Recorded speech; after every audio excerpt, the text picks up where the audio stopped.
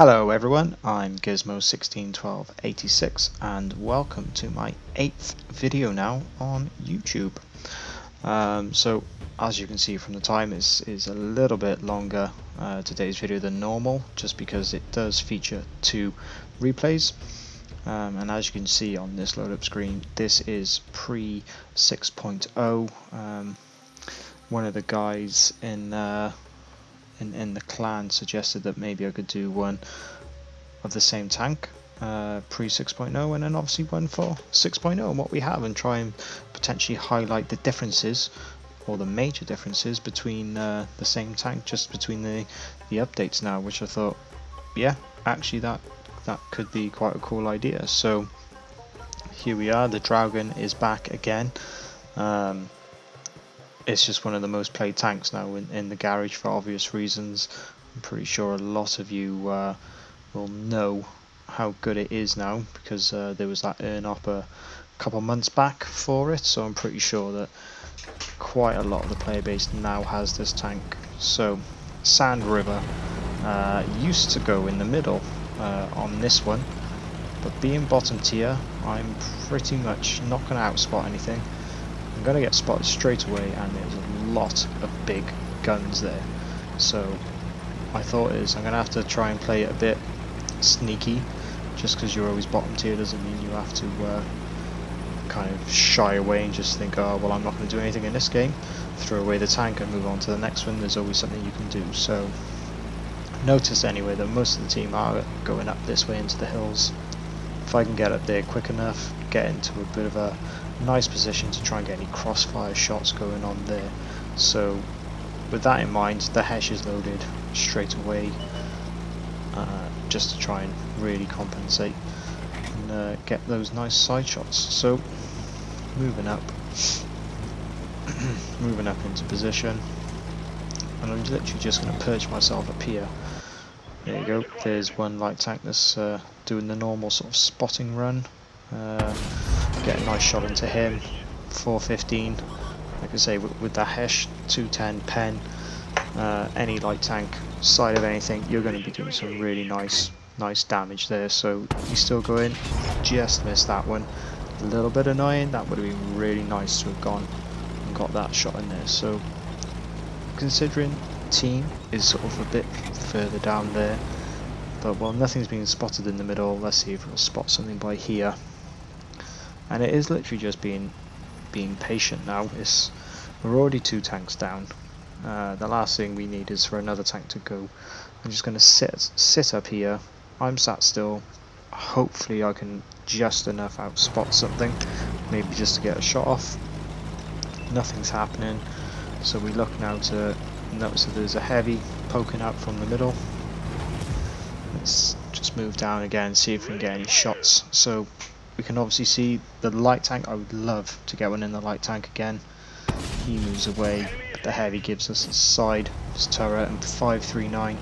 That is some juicy Hesh beams that Petty and Chopper would definitely be proud of. So so now we're literally just, it's a bit of just a waiting game really, because neither team has really pushed. I mean, they've obviously, the Reds have pushed down the K line because we didn't really send anyone down there, but there's still a lot of TDs on our base, and if they do keep pushing, then those TDs are going to have a bit of a fun time sort of picking them off really. So notice the team has moved down a little bit to make a bit of a push, saying right, okay, let's go down secondary line positioning, see if we can get some pop shots off. See the Death Star, he comes across again, 507 straight to the side of him. Hopefully that's going to ruin his day. So it was nice to get some nice juicy rolls like that into something like a Hesh barn or a Death Star, because the amount of times they do it to the other tank. So it always feels really nice to do that. So we pulled it back a little bit with the tanks, still being extremely cautious. I mean, this tank, even at tier 8, is generally going to get penned very easily. So last thing I want to do is run out across. They've got an E4, they've got a Hesh barn, they've still got some couple heavy tanks there, can still hit for 450, 500 on me very easily. So I don't want to be going away and throw my hit points away like that. Noticing now the light tanks are coming back around, so I'm just going to see if we can get another shot into him. He manages to get away. I'm not going to chase him. I want to stay on these ridges, try and keep safe, keep myself moving from Artie, just so I don't go flipping getting one-shotted by that T92. And I think the other one's a batch. I'm not sure if that was a tier 10 autoloader one, which you know, doesn't break anything at all, does it, having an autoload in Artie? So, and it is literally just a case on being very cautious and hoping that the Reds in some respects get just very impatient and come across and make the mistakes themselves, really, rather than me having to go out and expose myself, really, to just get absolutely wrecked. So the 430U, he's come down, he's getting a little bit impatient from our side, so I go there to obviously see if we can get a bit of help on there, nothing, and now this E4, and I'm thinking, great. He's gonna, 2 shots, I'll be dead from him, and there's the hash barn right next to him. So I'm not gonna even attempt to fully expose anything there, just to even get one, because why would I want to trade shots with something like that? It's just silly. So all I'm trying to do is just to bait him, really, trying to just reposition, just trying to bait him at least into a shot, because if he does shoot and misses, there's a chance I can just maybe get a pop shot off into him, whilst he's obviously got such a long reload. But there's no way I'm going to be poking out, exposing myself, whilst he's looking in this direction, and with a hash barn as well. So, and there we go, that's a mistake here from the E6. He's decided to come out, and we're going to punish him quite nicely actually for this. So 485 into him, that's really nice. Like I say, he got impatient, he made the mistake and wanted to come out. And that's all we sort of are kind of hoping for, really. I'm kind of thinking at this point as well, chance that it probably is going to be a loss, the way the team is going down, but we've still got the 2 RT in the game, and they're going to become very important later on. Tiger Shark, do a normal light tank, run around like headless chicken things. He's just trying to just be more of a nuisance. 430U gets fed up looking down the other side now, he comes here. Ooh, get a bit of me, sorry mate. And that's all I'm trying to do now, is just be those eyes, because the light tank, I don't know what he's doing at RT. Just be the eyes and hopefully just light those things up there, the E4, again spotting him up, just for RT to come down and just genuinely hopefully rain fire. So there you go, one hit goes in, another hit goes in, so RT, at least I know RT now are focused, and so are the rest of the team. Do get the hash just into his track, no damage, but at least it's trying to keep him tracked there. If I can't damage him, try and keep him there, so he's gonna just get annihilated. And we are slowly pulling it back. See his lower plate, don't actually pen him again through the lower plate. Probably may have had a chance to do it with the APCR, maybe, but being boxed, I just want to, even if I'm only going to do 60 damage, I still just want to be that annoying little fly kind of thing that's just getting them so annoyed they just end up going, oh, just want to get rid of this tank, I'm just going to YOLO him. And again, just making sure I'm keeping myself moving. Don't want RT to even consider wanting to try and focus me, because I'm just being too annoying by sort of moving. Everything's disappeared now, so again, oh, there you go, and someone's been bored. Maybe 500, very lucky there. That FE, he's obviously got bored, he's made a mistake now. He's decided to come and just YOLO. Whether he just, you know, very lucky though, he could have one-shot us. Get a bit unfortunate there, should have aimed it really into his turret, probably could have killed him, but 430U takes him out. And now this E6, again, very lucky, but he now shows us his backside and we get one into his engine deck. So two very lucky things there. Obviously the E6 and the FE, that's what I was saying, they got bored and they just wanted to, you know, make a push, and they've made mistakes for that now. They're pretty much both, well, they are both dead for it. So, and that has brought us this team right back into it. Tiger Shark's done a full loop-de-loop. He's gone around the other side now. I'm not really interested in him. My main thought is seeing, okay, there's still one TD somewhere. Can't actually see back from the replay where he's going to be capping. He's the one going to be in the cap, so that's fine. I'm like, right, let's go get Artie. Our two guys are out in the open there. We've only got the one Artie who's right by our base, so let's go get some sky pigs. So we're trundling along. The chances are they're going to be in G1, J2 sort of area. That's where the Artie generally likes to go to, making sure we don't go into the cap, because that way Artie would know that someone's going to be coming for them, and the chances are it's going to be the Draugen, seeing as the other two should be spotted up for them on the map. So I don't actually know why I decided to go a bit down here. Maybe I thought that we weren't going to get the reset on the base, something like that. Can't potentially. And then I think I'd seen that medium, and now they're going to get the reset, so that's why they turn in there.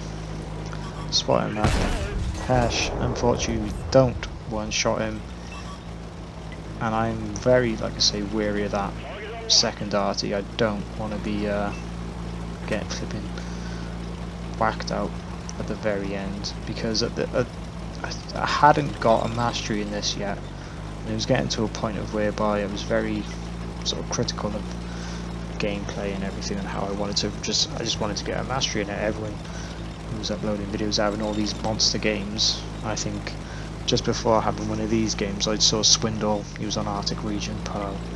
I don't know, might have even been like a Call of Banos or something. And I'm just like, how on earth do these guys do it, you know? So last thing I wanted to do was to die and potentially ruin the risk of getting a mastery. So there came the second Artie. So even though that guy was pinging me, I was actually pretty glad that I didn't just go and push in again, because that Artie was probably going to be sat there waiting for me to poke again. Again, the T92, really deadly tank, and you can see that the T92 took out the 430U as well. So I was quite happy that even though I was getting pinged, I did sort of take that little bit of time in being that little bit passive, but just sensible at the same time, really. So that's probably thanks to watching Swindle on his stream for that on Arctic Region, to be fair. Didn't get the golden arches with the 2k base. I was extremely gutted for that, but we move on. So here we are, the 6.0. Actually, since it was given away, I did actually manage to 2-mark it. Probably just a lot more people playing it now, rather than sort of, you know, although it's a great tank, I'm not really one of these people who just bash out 6k constantly. So the biggest change, the tank still performs pretty much exactly the same as it did before, other than the fact that obviously you're going to get your quicker reload, probably get a bit more snapshots off with all the crew skills and everything like that being vamped up and whatnot. But the biggest change that I've made, and you'll notice, is that I have taken out the advanced targeting info and I have put in the instant reload. So what that means is I've got APCR loaded now. If I was to switch to Hesh now, I don't have to go through another reload. It's instant, it's already in the barrel. And that for me on this tank is absolutely disgusting. It's already a great tank. And the fact that you can just have your APCR loaded as standard and just think, oh, there's Artie there, ooh, I'm going to switch to that just because I want to make sure I one-shot him, rather than think, oh, I'm going to fire, I'm going to have to go on a reload. We auto-lock that and just try and fire straight away, but the TNK takes him out straight away, which is a big thing. You know, if you can take out one of the light tanks, especially a Vanguard, at that early in the game, that's going to give you a massive advantage. And there we go, HE's loaded straight away now. Artie, bang, gone. See you later, mate. Thank you very much. And now, people do like to sit on this corner. I will do it if I go on this side, but generally only do it in the very early part.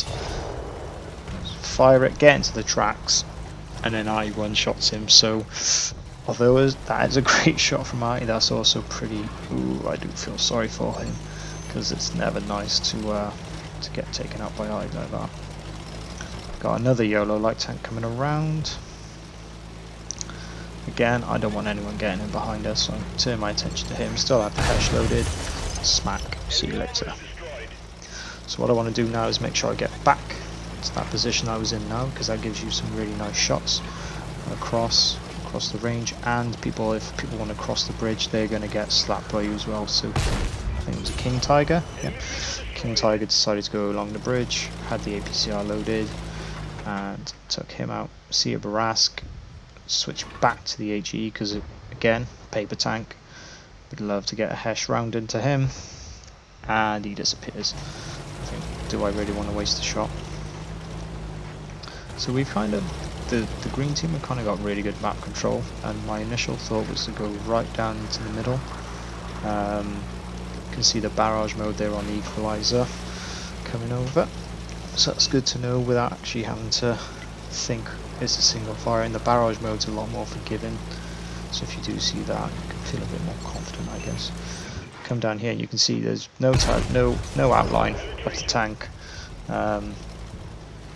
Does it really need it? For me, I mean, if anyone's seen any of the forum posts that I did about this when Pain God and Jeff Gregg announced it, I was just like, this is a load of BS. It's basically Eagle Eye. That's all, and I never used Eagle Eye anyway in the first place, so well, what was the point in it really? For me to take that off and put something on this gives me instant reload, no loss of time or anything like that, is I think a lot more of a bonus than having the outline or something. If you haven't got the outline, you're going to have the Hesh loaded anyway, so you're going to hit it no matter what. If you're only doing 60 damage, okay, it might be enough just to annoy that tank. You haven't penned it, but you're doing some damage. It might be enough to make them move, and then when they do that, I might get them into a crossfire from one of your teammates. So Draugen comes round. Didn't expect him to be there actually. Put one into him with the Hesh. Instant switch to APCR because we don't want a no roll or anything, just to get out. Straight back to Hesh again now because we want to get the RC. We know he's around there. We've seen the round go off. And it's just kind of like a mop up now. It's been a bit of a whitewash. He bit trigger happy. Decides to fire way too early, and we'll gladly take that all day. Come round it, pop, and that's a nice one shot. So doubles. I just realised actually that's a double Pascucci's in this replay. So that's always nice, isn't it? So that's deserving of a video up all on its own. To be fair, taking out 4 arties in 2 games, lovely. Borsig, another paper tank. Try to get him. Well, we do get him in the engine, but we're hoping to set him on fire. Doesn't happen. Turns round, and he dies before we can reload, and he can shoot us. So now, I think it's Ferdinand. Is it Ferdinand? J Panther. Again, in the side of the turret. Hopefully, need to do some actual module damage. Again, doesn't happen. But you can. Well, actually, you did get ammo rack this, so.